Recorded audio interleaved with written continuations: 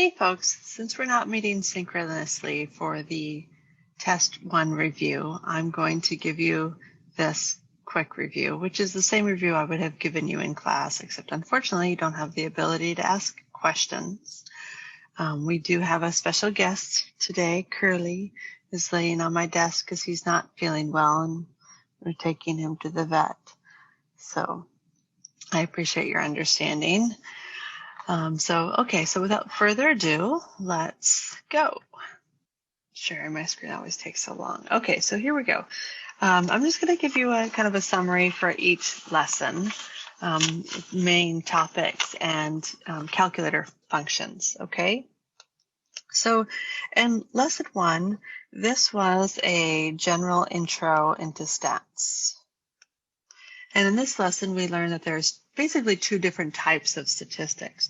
We have inferential and we have descriptive. In descriptive statistics, the big difference between these two is that in descriptive statistics, you have hard numbers. It's basically the way I like to think about it, about a group of people. Okay, that is to say, you can think of it like 34% of women do the shopping in the family. Okay, I'm just totally making this stuff up, but I'm hungry, so that's the first thing that came to mind. Okay, inferential statistics. The key word here is this inferential. Inferential comes from inferences. That is to say, we don't have hard data, but what we do have is some information that we can use to infer about the general population. Okay, so basically we're extrapolating, if you remember that word from lesson 9. All right, so then in lesson 2, moving on, that was just, lesson 1 was a huge introduction. Lesson 2 was a little more of an introduction, and that was the words and terms of statistics, or we should say the vocabulary. Okay, and the main words we used and learned for lesson 2 were quantitative and qualitative. Really, we were talking about the 2 different types of variables. And quantitative, remember, we can think of this mainly as numbers. And specifically, not just numbers in general, but numbers that have a mean or an average that makes sense, and or numbers that have a zero, a meaningful zero. Okay, and remember, we could break this down into 2 different types of quantitative variables. So we have ratio and interval is the second one. Okay, and how I like to think about this is I use the 0 to remind me that ratio is the one that has a meaningful 0. And that by meaningful, remember what we mean is a 0 that actually means nothing is happening. Okay, so it's a meaningful 0. If I tell you I have 0 goats, that means you literally have 0 goats. Okay, so that's how I think of ratio. And I use this O here to remind me that the ratio as in 0. Whereas interval numbers might have a 0, but that 0 is really more of a placeholder or an indication that something has occurred. Okay, so 2 examples of this. A meaningful 0 are things like a quantity of something or a height. Okay, so quantity of something could be, I don't know why I'm stuck on goats right now, or height, weight, game score, or even games played. Okay, where an interval notation, or excuse me, an interval variable is an example of that would be temperature, unless it's Kelvin, temperature in degrees Celsius or degrees Fahrenheit, okay, which is the ones we use most often. These two, both of them have a 0, but the 0 is really more of an indication that something is occurring. It's not a meaningful 0. When it's 0 degrees outside, it doesn't mean that the temperature ceases to exist. It just means that water is now freezing, and temperature can actually go negative. Okay, another example is calendar year. We have two different types of calendar years, right? We have the current era, CE, and BCE, before the current era. We have a year 0. That year 0 doesn't mean time ceases to exist. That year 0 just means that something happened. It's a placeholder to indicate there was a thing that happened. Okay, and we have two different times. These times are really just as meaningful as just before the year 0 and after the year 0. Okay. Okay, so that's the quantitative variables. All right, so what about the qualitative variables? Qualitative variables are more of categories, or let's say they tend to be categories. We can further refine it into two different categories. We have ordinal and nominal, of course. This is why I don't make you memorize them, because I can't, I don't have them memorized either. Okay, so like I said, qualitative is more categories. Okay, so we have two different types of categories, and we have ordinal ones and nominal ones. Okay, and the biggest difference here is that nominal, I like to think of it in terms of, is it ordinal or not? Just like up above, I like to think of, is it ratio or not? Okay, and that helps me distinguish between those two, because I can figure out if it's a meaningful 0 more easily than I can think about whether it isn't a meaningful 0. Okay, so in qualitative, I like to think about, is it ordinal or not? Okay, and for the ordinal variables, I like to, again, think about ordinal, orda, coming from the word order. Okay, so it's really ranking things. Okay, so examples of ranking things could be your grade level, your pain level on a scale of 0 to 10.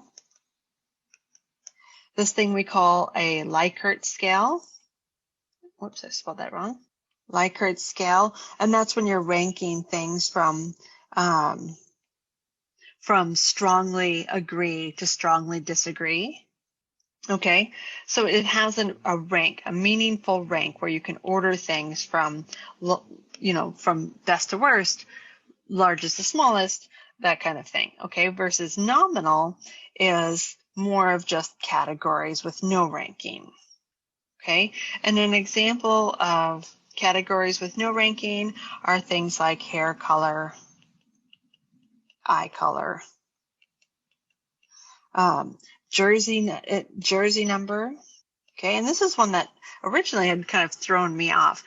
The numbers on your jersey are a perfect example of things. Just because you see a number doesn't necessarily mean that it's going to be a quantitative variable. Numbers on a jersey are qualitative because they don't have an average that makes any sense. Okay, you could take 3 jersey numbers and find their average, but so what? That doesn't mean anything. Okay, having the average jersey numbers of 3 different players is meaningless and doesn't tell you anything. Okay, so jersey number is actually a qualitative variable because the average doesn't make any sense. Okay, so those are your 4 general categories of data. Okay, so then in lesson 3, and I should say I will put this document that I'm making up on Canvas. Okay, in lesson 3, what we were looking at is sampling. Okay, and how I like to think about lesson 3 is really how to procure data or ways to get data. Okay, and we have a whole host of methods. And we say ways to get data because we can't look at everybody in the population. Okay, so we take a sample. Okay, and we learned a whole host of ways to take a sample of the population. And that sampling methods are really our gold standard is we prefer to use random methods because non-random methods have bias built into them. And those biases, most importantly, can't be dealt with. Whereas if we have random selection of sampling, then just by nature of that randomness thing, the biases and the biases of the group tend to be more spread out and more representative of the population. Okay, and that's the other thing we like is good samples are representative of the population. Okay, and random methods are more likely to give you a representative sample. Okay, and that's why anytime you see information about a study, it will tell you if people are randomly selected, it will tell you because people being randomly selected is so important. Okay, and there's a whole host of different types of sampling methods, but I'm trying to keep this short so you can look on the lesson 3 worksheet to get those details, okay? We're going on to lesson 4, and that's observational and experimental studies. Okay, so for observational studies, remember observational studies are generally speaking, and they are ones where you're just looking at something or just watching somebody or just asking somebody a question, okay? There are, generally speaking, people are not separated into groups. So there's just one group, and that group is just the participants. All the participants are lumped together. Yeah, I guess that's about it. Okay, sorry, spaced out for a second there. Okay, and then we have experimental. I'm going to need a little more room. There we go. Okay, and the experimental studies, generally speaking, I should add the word usually up here. Experimental studies, generally speaking, have more than one group. Usually have more than one group. Okay, and the researcher asks participants in each group to do something differently. Okay, participants are assigned a task. Okay, so this group will eat yams for every day for a year. This other group won't eat any yams every day for a year. Okay, and those are the cue that this part here is generally the way that you can tell whether or not what you're learning about and what you're reading about is an experiment. Okay, if you're giving people a survey and that's all you're doing, then you're just asking them, that's going to be an observational study. Okay, in an observational study also, people aren't asked to do an activity. They're not assigned things to do. Okay, and that's a huge key. That's something that you're looking at as an experiment, if people are assigned something. Okay, in an experiment and an observation, there's a way that randomness kind of adds something to this. Okay, in an observational study, participants are selected. Let's say if participants are randomly selected, then we can generalize the results to the population. Okay, but if in an experiment, people are asked to participate in the study, but it's not the same thing as randomly selecting people. In an observational study, we randomly select participants by, like, let's say, standing on the street corner and asking every 5th person to answer some surveys for us. In an experiment, we can't do that ethically speaking. People need to volunteer for the study. You're casting a net over a certain group of people. Yes, that is true. But it's a different type of selection. You've decided who you want in this group, let's say adults 18 to 50. But once they agree to participate, they have to agree to participate in both groups. But for an experiment, it's a different thing. Is everyone who participates is considered, regardless of how you're asking people to participate, that's not considered random selection because of the nature of it being an experiment. Okay. But in an experiment, if participants are randomly assigned to their group, because remember, we have more than one group, if people are randomly assigned to those groups, then we can say that there was a cause and effect. Okay. So let me write this down. Okay, so we could say cause and effect. So cause and effect, like, for example, eating yams will cause clearer skin. Okay. One thing I forgot to mention, in these experiments, generally speaking, with this being more than one group, a lot of times there's a placebo group or a control group. That control group gets a placebo. And remember that placebo is a fake drug. Or it doesn't have to be a drug. I'm just thinking of drug trials, or a fake thing. Like if you're testing alcohol consumption, the fake thing, that you might tell them that people are getting, that everyone's drinking some kind of alcohol, but the placebo group will get like non-alcoholic beverage. Okay. The placebo group might also, or excuse me, the control group in that same kind of experiment, you might have another control group that has water. Okay, remember there was a discussion board about the placebo. The placebo is very powerful, and the placebo effect. Okay, so that's lesson 4. Then in lesson 5, we looked at visualizing data. And this is where you had to do that awesome project that I had a lot of fun reading everybody's projects. Those were very interesting. And this is basically, lesson 5 is different ways to present research. Research results for general consumption. Okay, and remember, this whole thing was what we learned was there's good ways, there's bad ways, and there's really cool ways. Okay, so you can scroll through the discussion board for the lesson 5 project and just look at the graphics. It's really cool to see all the different graphics that people shared. Okay, then we had lesson 6. Okay, and lesson 6 was dot plots and histograms.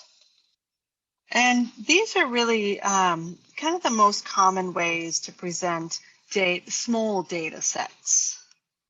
Well, and dot plots are really reserved for small data sets. Histograms we use a lot for bigger data sets. Okay, so really the whole point of this section, the whole point of this section was how to see the big picture given a slew of data. Okay, and this is really more for histograms. Okay, so for histograms, what we're doing for histograms is we took the data and they divide the data into bins of equal size. Okay, and so dividing the data into bins of equal size, and we can decide how many bins we want. Okay, and the histograms look something like, okay, that's an example of a histogram. Okay, so we also learned in this lesson about the standard deviation. And the standard deviation, remember, really what that standard deviation is a way to visualize the variation in the data set. So it's a number that is used to quantify the variation in the data. Okay, so the bigger the standard deviation, the more the data varies. All right, so an example of this, if we looked at a histogram and we had, let's say we had this histogram here, And then if I had another histogram, let's say my other histogram looked like this. Okay, so you see the one on the right here, this varies quite a more. This in fact has 2 peaks. Okay. Oh, oops. And the data is more spread out. Okay, and so this has more variation. So it will have a bigger standard deviation. Okay, and we can calculate the standard deviation by hand. Okay, it's not hard. It's just very time consuming. So we're not trying to do that. We're going to be using our calculator to calculate the standard deviation. Okay, so to get this, we're going to use our calculator and we're going to put the data into L1. And remember that to put it in there, that's stat 1, which is edit. Okay. And then what you're going to do is go to stat and then arrow over to calculate, calc. And then you're going to choose 1, which is 1 variable statistics. Okay. And that's going to give you a lot of information. Okay. We're also going to use this for lesson 7 too. Okay, we're going to do the same thing for lesson 7. All right, but once you get there, then remember we get X bar is the mean, and S of X is the sample standard deviation. Now, anytime we're given a set of data, we're assuming it's the sample, not the population. Okay, so this is the one we use. Later on in the semester, we'll be using that sigma of X, and that's the population. Okay, and we're going to ignore that one for now. We'll use that actually later in the semester, but for now we're going to ignore it. Okay, so for now we're just using these two. All right, so that's pretty much lesson 6. Then let's go on to lesson 7. Okay, in lesson 7 we learned about box plots and 5-number summaries. Well, we use the 5-number summaries to do the box plots. So then we also learned about the percentiles. Okay, so in lesson 7, this is also known as box and whiskers, which is kind of an outdated term, but I like that term better. It's kind of more interesting.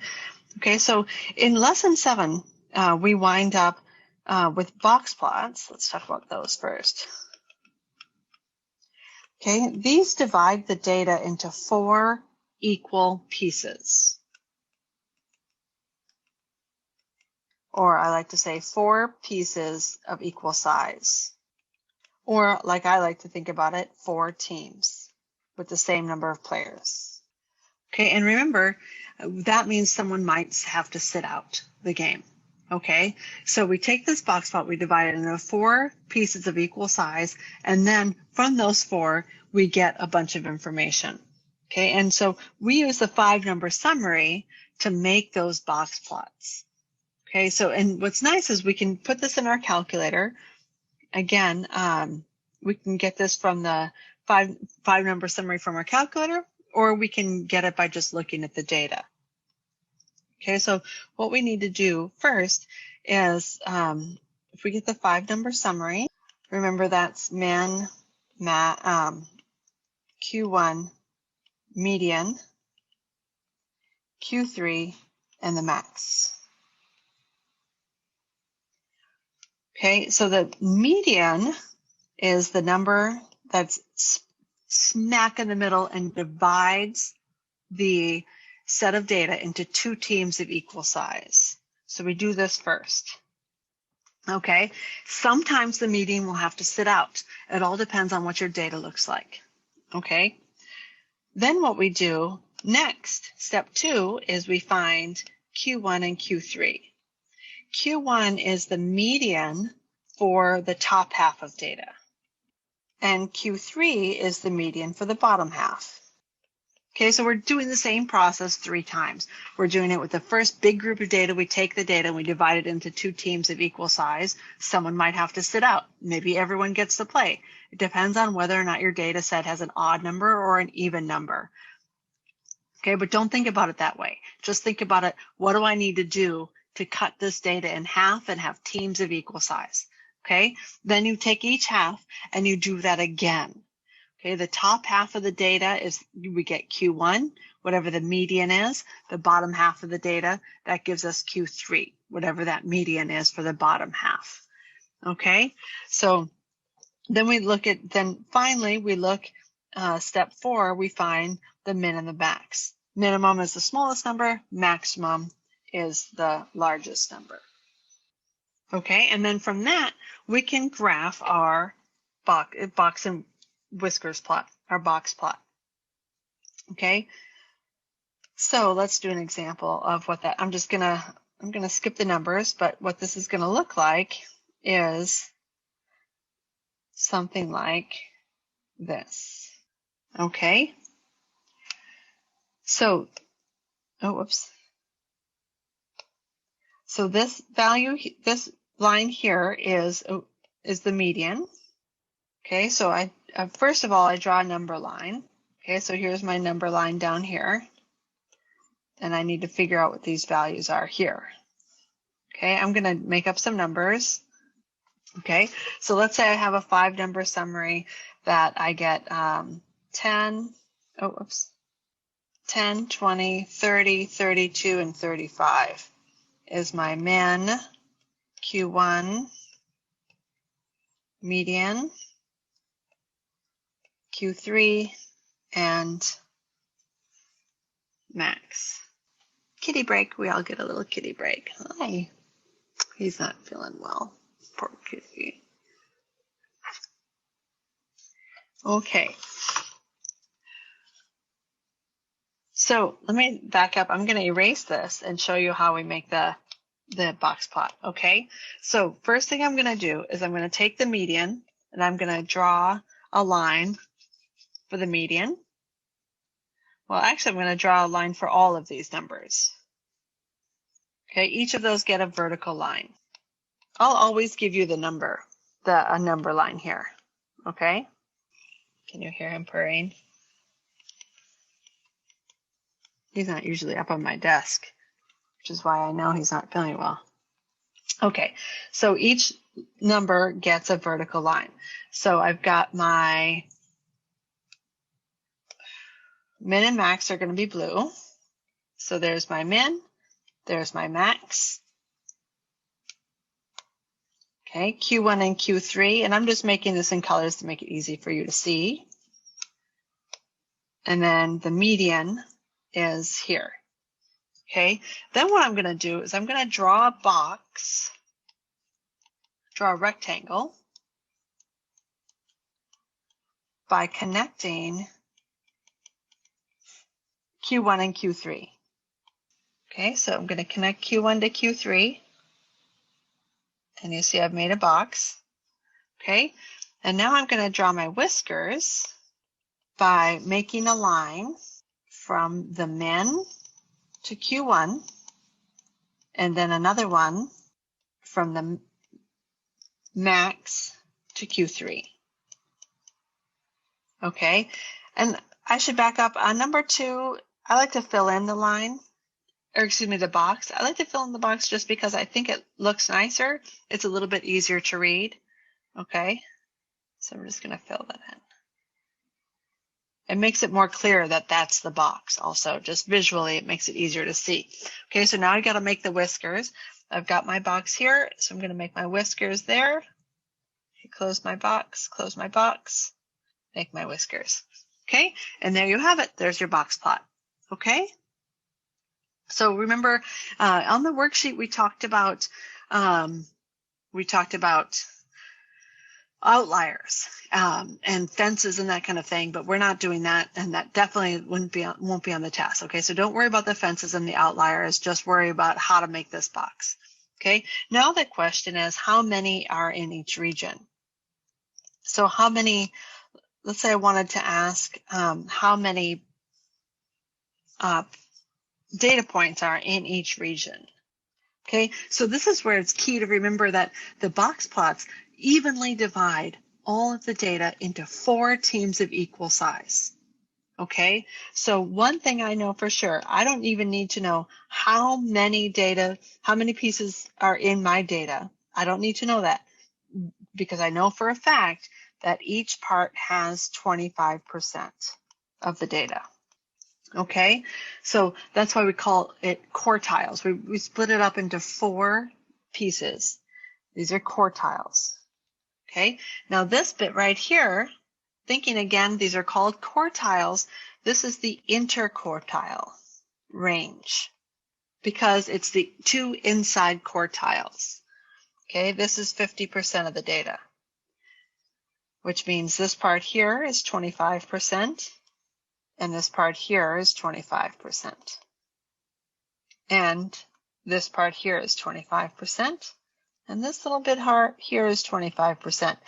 Each part of this, here, here, here, and here, each of those 4 parts have the same exact numbers of pieces of data. Okay? What this tells me, this length here being so short, you're tempted to think this has fewer amount of data than this, but they have the same amount of data. What this length tells us is how spread out the data is. Okay, so this top half of the data is much more compacted than the bottom half of the data, which is much more spread out. Okay, this bottom quartile is more spread out than the top quartile, but they both have the same number of data in it. Okay, so how do we figure out how many pieces are in each data? I haven't talked about that, but that's my question, is how many data points are in each region? So let's start with an example. What I like to do to figure that out is there's 2 different ways to do this. Okay, we could take, let's say, suppose there were 57 pieces of data. Okay, we can do this 2 different ways. We can take 57 and we can divide it by 4. Okay, so grab out your calculator. I don't know what 57 divided by 4 is. That's 14.25. Okay, so what that tells me is each of my data pieces has 14. Each quartile has 14 pieces. Okay, there's another way you could do it, which I personally prefer just because it helps me understand what's happening better, is I could do this little number tree. I have started with 57 pieces of data. That's odd. So I need to kick one piece out.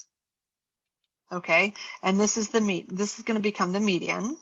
Okay, that's the nice thing. Remember, if anyone's sitting out, they become part of that 5-number summary. So everyone on the bench is the 5-number summary. Okay, sometimes the 5-number summary falls in between 2 and we have to do some calculations, but anyone who sits out is going to be in that 5-number summary. Okay, so now what I have left is I have 56 left, and I can divide this into 2 pieces. So that's 28 and 28. Now 28 is even, so now remember I'm doing this process all over again. So I'm just looking at this 28. Okay, so now I need to divide that 28 into 2 groups of even size. So 28 is even, so I can just do 14 and 14 and 14 and 14. And I see I have 4 groups of 14 with one sitting out. Okay, so I don't suggest you try and second guess, like, well, what if this is even or if it's odd? Just work it out. Okay, either do the divided by 4 or do the tree version. Okay, and you see here that 0.25 tells me how many people are sitting out. Okay, because it's quartiles, so that tells me 1 person is sitting out, that 0.25. That's not important though. What you need to know is how many people are in each piece. Okay, and here we get 14 as well. All right, so that is lesson 7. Let's move on then to lesson 8.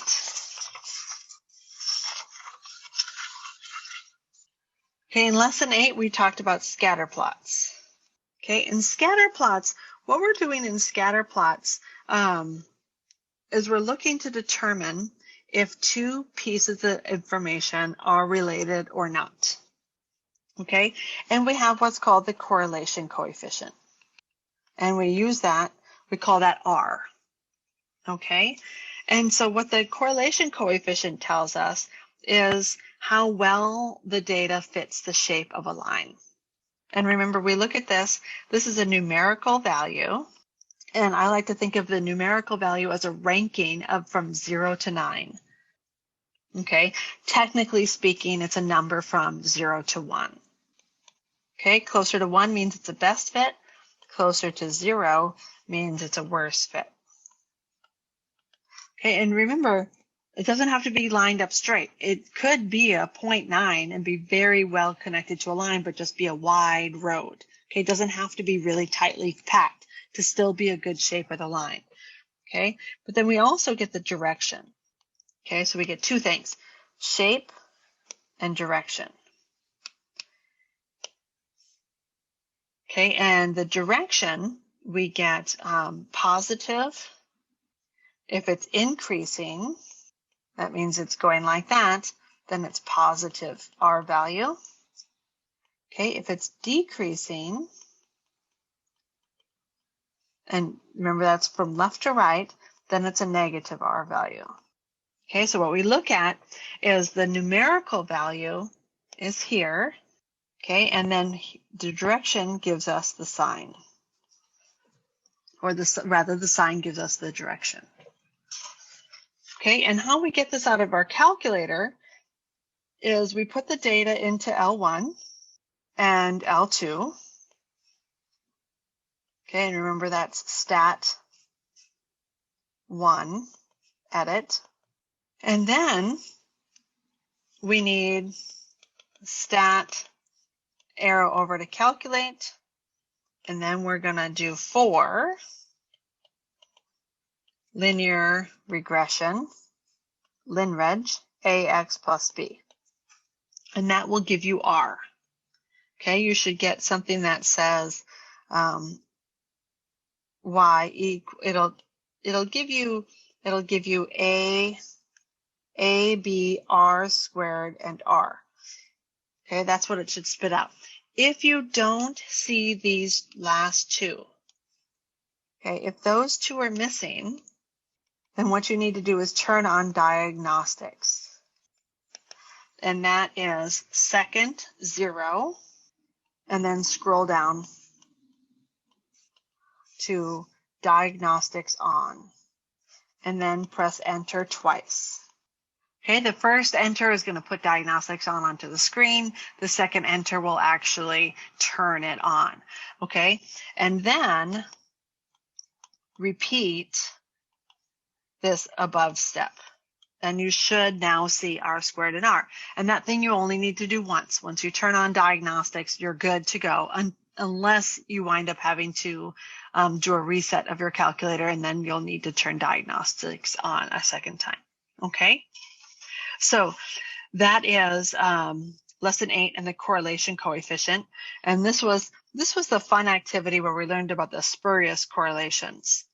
Remember the scatter plots, spurious correlations, the correlation between being tangled in your bed sheets and Nicolas Cage movies, right? That was the fun part of lesson 8. That's one of the funnest things I think of the class. Okay, and then related to lesson 8, very much related, is lesson 9. Okay, and lesson 9 is linear regression lines. Okay, so linear regression are the lines that fit the data the best. And this is seeing beyond the data. This is using what we know to make a prediction about what things will look like, either at another period of time or just in general. So basically, what you can think about it is we're using the past to make an educated guess about the future. Okay? Okay. So what we use here is we use regression lines. Okay, and remember, regression lines have a y hat equals ax plus b. And you might remember from your algebra days, y equals mx plus b, where m is the slope, and here a is the slope. Okay, and we call this bad boy here, this is y hat. Okay, because what it is it models the data. It's a model. It's not the real data. Okay, and that's why we put a hat on it, to indicate that it's not the real data. It's a model. Okay, and because that's what we're going to use to make predictions is the regression line, the equation of the regression line. All right, and so we get A and B from our calculator, and then what we have to do is just plug in X. All right, and remember that Y is the response variable and X is the explanatory variable.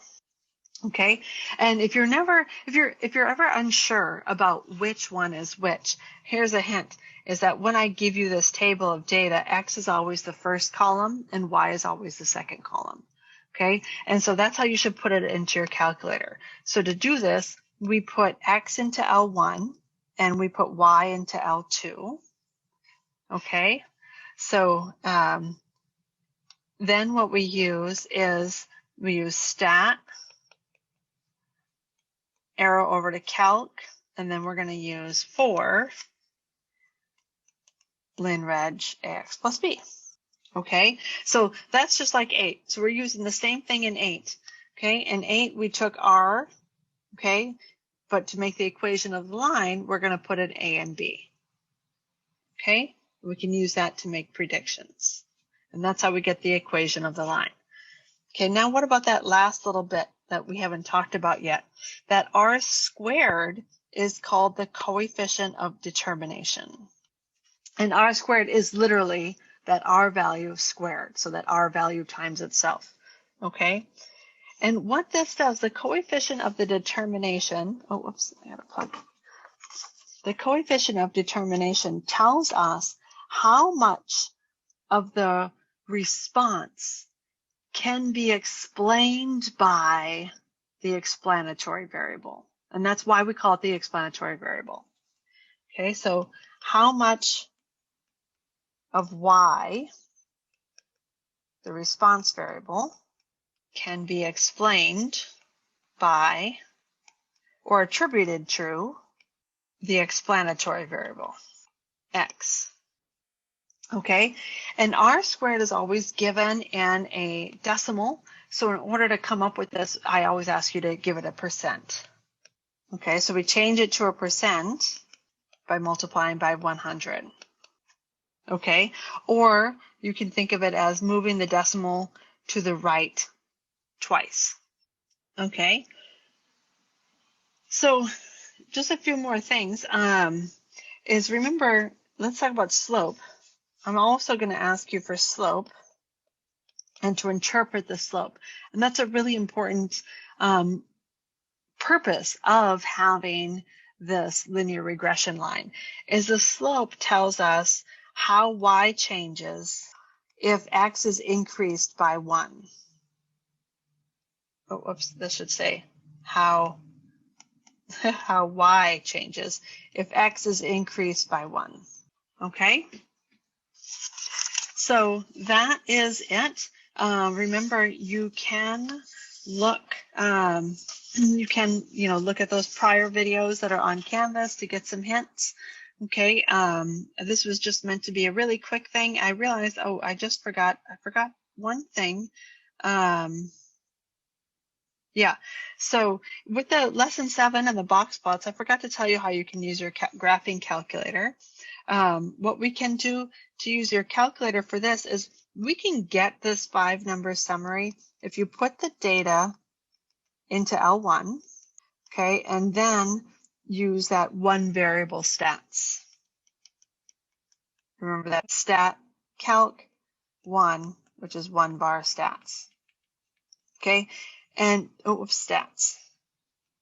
And you'll have to scroll down, and then you'll see N, min, Q1, etc. Okay, but you will have to scroll down because what's going to show you first is the mean and the standard deviations. Okay, so and then you'll notice a little arrow there, and that arrow means there's more information down below. Okay, so that's your quick and dirty review. If there's any aspect of this that you still need a little help with, remember there are those videos on Canvas. I would suggest going and watching those if there's any one topic you want a little more review on.